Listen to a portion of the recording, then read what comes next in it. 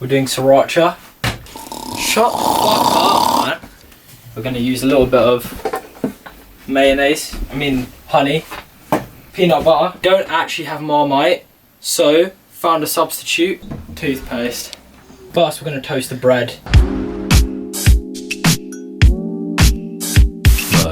Whoa! Ah! The toast is done. You just want to, and then you use a spoon.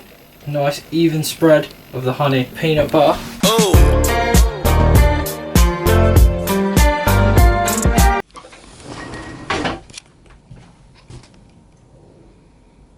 So now we're going to apply some of the Sarachia.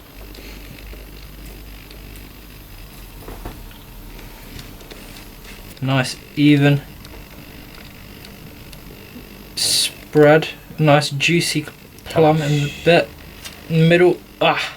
What this is going to do is it's going to give us that nice minty texture we are looking for. I left your mama 3 weeks ago.